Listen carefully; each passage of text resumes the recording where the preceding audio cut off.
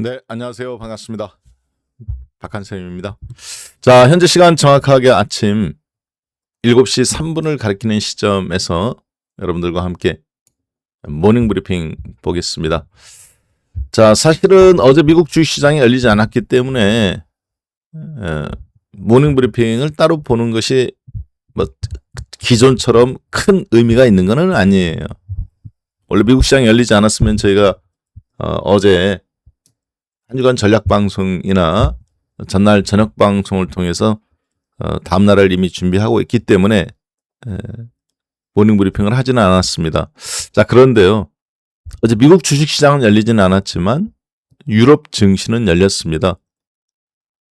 자, 그리고 저희가 놓치기 쉬운 부분들이 얼마든지 있을 수 있기 때문에 어제 열린 유럽 증시 그리고 미국 선물 시장은 열렸단 말이에요. 그 부분에 대해서 핵심 포인트들을 살펴보는 시간 갖도록 하겠습니다. 자, 지금 보시는 화면은 어제 미국 증시 어제 열린 유럽 증시의 모습들입니다. 예.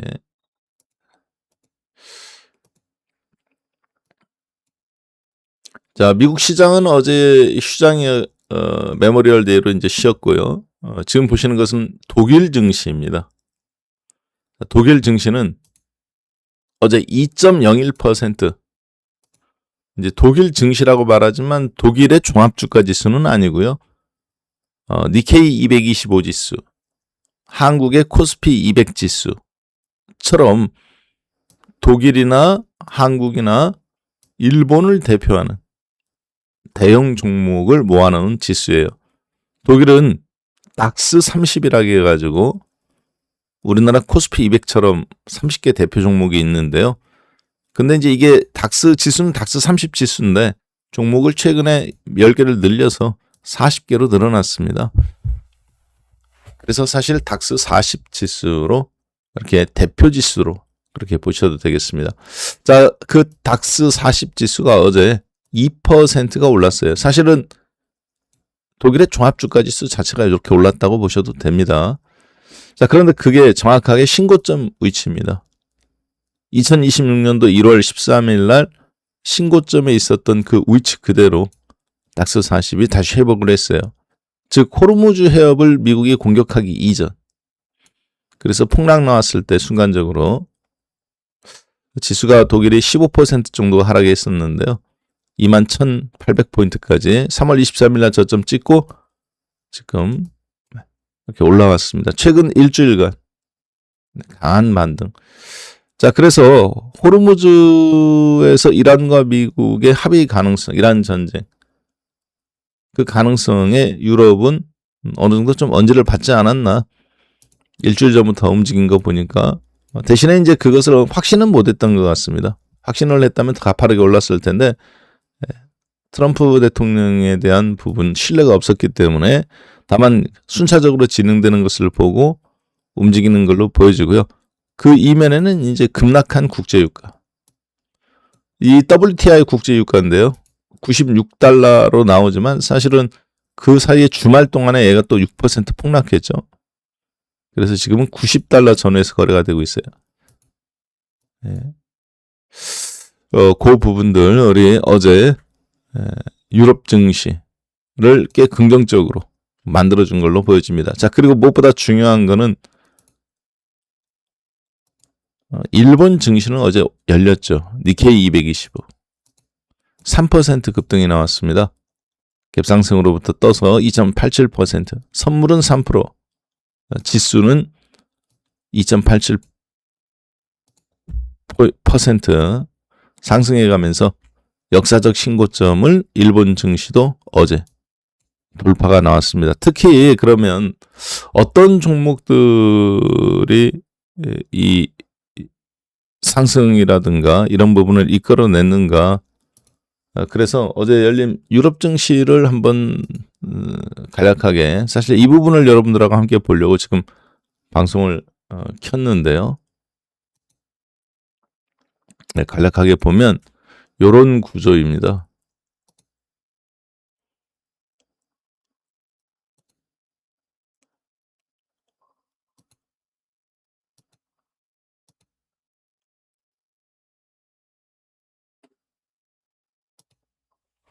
지금 이거는 이제 실시간으로 거래가 되고 있는 부분이에요. 이제 독일 지수, 닥스 40 지수인데요. 어제 가장 많이 올라간 영역입니다. 얼만큼 올라갔느냐?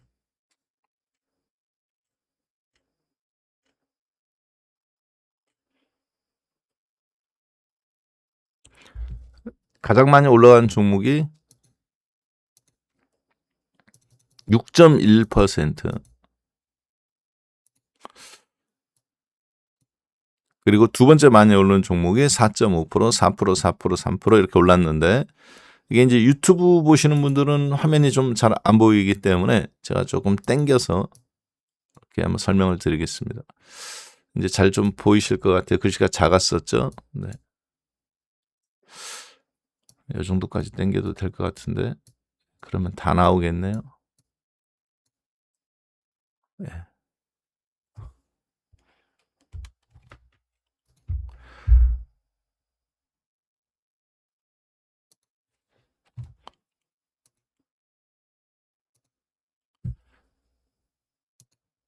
자, 이 무토 에어로라는 회사가 있습니다.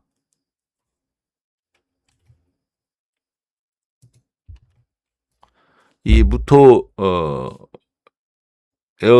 MT 죄송합니다. 제가 독일어를 모르기 때문에 그냥 MTU 에어로라는 회사가 있어요. 이 회사는 어제 18유로가 올라가서 유로 표시입니다. 달러 표시는 아니고요. 18유로가 올라가서 314.1유로로 마감되었습니다. 한국 돈으로 따지면은 1유로가 지금 한 2,000원 정도 하니까 한 60만 원 좀 넘을 수도 있겠네요. 6.11%. 주요 업무는 항공 엔진 관련된 것이 주요 매출액이에요.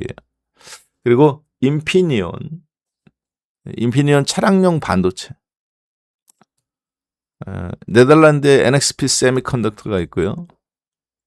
그리고 독일의 인피니온이라는 차량용 반도체 전문 회사가 있습니다. 주로 이제 산업용 반도체 전문 기업인데 피지컬 AI 덕분에 요즘 아주 이 회사도 날아가고 있죠. 플러스 4.5%. 그리고 여러분들 잘 아시는 메르세데스 벤츠 있죠. 벤츠에서도 트럭 사업부가 따로 있습니다. 길거리에 지나가다 보면 이제 큰 트럭들 중에 벤츠 마크 달고 달리는 트럭이 있어요. 자, 그런데 그 트럭 벤츠라는 회사가 다임러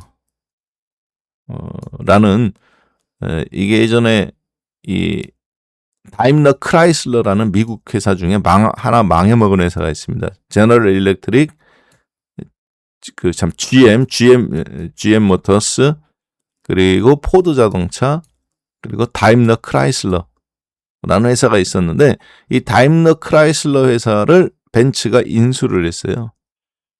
그래서 지금 이 다임러 트럭 파트 플러스 4.44 벤츠 트럭 파트가 움직였다고 보시면 됩니다. 그러니까 어제 유럽 증시는 주로 항공기, 자동차, 물론 이제 독일의 닥스 40 지수가 산업용 엔진이라든가 산업재라든가 뭐 이렇게 머신, 정밀기계 쪽에 강점이 있는 것은 맞습니다. 그래서 어제 항공, 트럭, 그리고 질랜도라고 해야 되나요? 잘란도라고 해야 되나요? 잘란도라고 볼 수 있는 한국으로 따지면은 이제 이 전자상거래 디지털 플랫폼 신세계 쓱닷컴 같은 플러스 4.2%. 그리고 이제 도이치뱅크 그리고 하이덴버그 머터리얼즈 플러스 3.6% 이렇게 상승을 보였습니다. 반면에 지멘스 같은 거 마찬가지. 네. 커머즈뱅크 플러스 2%, 에어버스 플러스 4.2, 그리고 GEA 그룹 그리고 아디다스 플러스 2.17. 보노비아라는 회사도 2%, 지멘스. 반면에 떨어진 종목군들은 바이엘 아스피린이죠. 제약 세계적인 제약 회사들. 여기 바이엘 마이너스 2.6. 그다음에 뭐 심라이즈 향신료 이런 쪽 회사고요. 그다음에 브렌탁이라는 회사가 어제 마이너스 0.7. 화학물질 그리고 바스프 마찬가지 세계적인 화학 회사죠. 그리고 프레제니우스. 프레제니우스는 뭐하는 회사인가 찾아봤더니 병원 위탁 관리하는 헬스케어 의료 서비스 업체입니다. 성장성이 미국이나 유럽은 헬스케어가 우리나라로 따지면 거의 통신업종이에요. 유통업이나 통신업. 꼭 필수적이긴 한데 이미 오랫동안 그 산업들이 고착화되어 있기 때문에 한국에선 성장 산업인데 그래서 성장성이 저하된다. 그래서 어제 마이너스 빠졌습니다. 독일의 어제 증시를 보면 그러니까 빠진 종목은 화학업종이거나 그리고 제약업종이거나 그리고 병원 헬스케어 관련주거나 이런 쪽들이 주로 약세였고 은행업종이거나 그리고 항공, 자동차 관련된 피지컬 AI 쪽으로 발전할 수 있는 그런 독일이 갖고 있는 전통적인 기계 산업의 강점. 그러니까 일본 증시가 왜 올랐는지도 어느 정도 감이 좀 오는 부분이죠, 사실. 자, 그리고 프랑스 주식을 한번 잠깐 봤더니 왜냐하면 이제 미국이 안 열렸으니까 어떤 종목이 어제 유럽 시장에서 강했나? 샤프란, 소시에테 제너럴, 뭐 그다음에 리놀트. 죄송 발음이 제가 좀 이상하거나 종목이 안 맞더라도 여러분들께 좀 양해 좀 부탁드려요. 왜냐하면 뭐 이게 제가 프랑스 주식이나 독일 증시를 볼 일이 별로 없어요. 그냥 기본적인 개념을 이해한 상태에서 큰 흐름을 미국 시장에 맞춰서 보는 거지. 자, 그래서 어제 보니까 샤프란 같은 경우에도 마찬가지 항공 엔진 파트입니다. 5.79%. 소시에테 제너럴은 잘 아시다시피 은행 금융업이에요. 특히 유럽 내 금리 인상기죠. 유럽도 지금 최근 들어서 금리를 야금야금 미국처럼 구공차 올라가는 참 올라가고 있단 말이에요.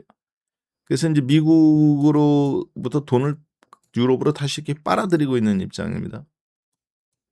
당연히 그 얘기는 금리를 더 주니까 보험업이나 은행 쪽으로 돈들이 다시 돌아오고 있어요. 그래서 어제 최근 들어서 강세입니다. 그 다음에 이제 에어버스 그룹이라든가 이런 종목들이 전체적으로 어제 프랑스에서는 좀 강세를 보였다.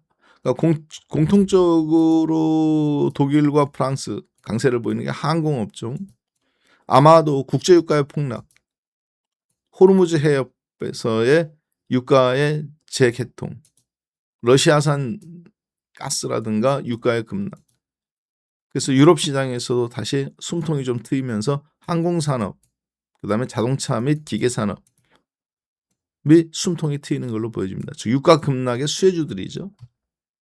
반면에 금리가 일시적으로 잠깐 빠지고는 있습니다. 그렇지만 쳐 올려놓고 살짝 밀리는 유럽 구공채 이런 걸로 봐서는 고금리 기조는 계속 유지될 걸로 보는 것 같아요. 그리고 미국의 케빈 워시 연준 의장이 금리를 올릴 수도 있는 상황이기 때문에 소시에테 제너럴이라든가 아까 도이치방크라든가 뭐 이런 어떤 독일이든 프랑스든 어제 금융 관련주들이 꽤 긍정적으로, 반면에 헬스케어라든가 그 에너지 관련주라든가 화학 관련주들은 전체적으로 어제 약세를 좀 보였다. 그것이 글로벌 증시의 어제장의 좀 특징이었어요. 자, 그리고 그것들이 이제 미국 시장에서 이거 지금 보시는 것은 이제 시카고 상품 선물 거래소에 나타난 종목들의 모습들입니다. 주식은 안 열렸지만 시장은 계속 미국도 돌아가죠. 선물은. 그래서 그 지금 선물 돌아간 걸 보니까 여기 보시면은 국제 유가, WTI 국제 유가가 마이너스 6%예요. 즉 금요일 날 마감된 이후에 다시 열린 야간 선물. 한국으로 따지면 토요일 날 새벽 5시 이후 멈췄던 야간 선물이 월요일 날 선물은 돌아갔단 말이에요. 주식은 안 열려도. 마이너스 6%입니다. 금요일 날 대비. 그다음에 이제 유럽의 브렌트유. 런던에서 거래되는 거죠. 야, 똑같은 기름인데요. 가격이 다르냐? 전 세계 기름을 거래하는 선물 거래소가 3개가 있습니다. 하나는 시카고에 있는 상품 선물 거래소. 거기에서 이제 이 WTI 텍사스산 중진류 미국 자체에서 거의 소비되는 얘가 거래되죠. $90. 브렌트유.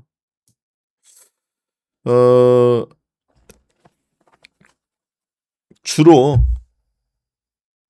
러시아산 북해산 브렌트인데 러시아 거가 런던에서 거래되는 겁니다. 마이너스 7%. 그 다음에 이제 크루드 오일이라고 해서 여기도 크루드 오일인데 중동산 크루드 오일이 거래가 돼요.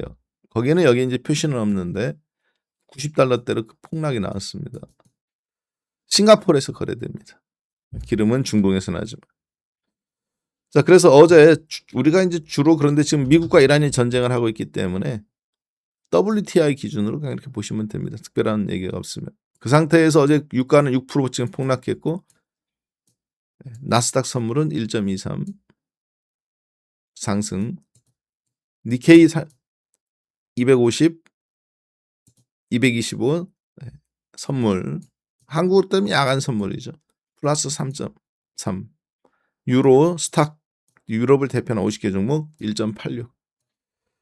자, 이렇게 강세를 보였습니다. 그 이야기는 미국 주식시장은 열리지 않았음에도 불구하고 시장은 일단 꽤 긍정적으로 이란과 미국의 전쟁 합의에 대해서 높은 점수를 주고 있다.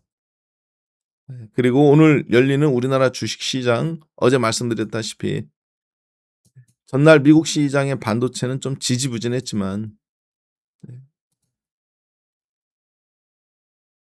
요 반도체들 엔비디아라든가 마이크론 테크놀로지라든가 한국에 밀접한 메모리 반도체 영역은 샌디스크라든가 이런 것들은 이제 못 올라갔습니다. 반면에 이제 한국하고 별로 밀접하지 않은 퀄컴이라든가 이런 종목들이 전체적으로 좀 강세를 보였다. 델 컴퓨터라든가 오히려 한국의 경쟁자고 부담이 되는 거죠. 자, 그래서 저런 종목군들이 어제 미국 시장 금요일 날 새벽에 마감, 한국 시간으로 토요일 날 새벽에 마감된 금요일장 미국 주식이에요. 그런데 이제 이게 그렇다 하더라도 일본이 올라간 거라든가 독일 올라가는 저런 걸로 봤을 때는 오늘 국내 현대자동차라든가 그리고 삼성 엔지니어링이라든가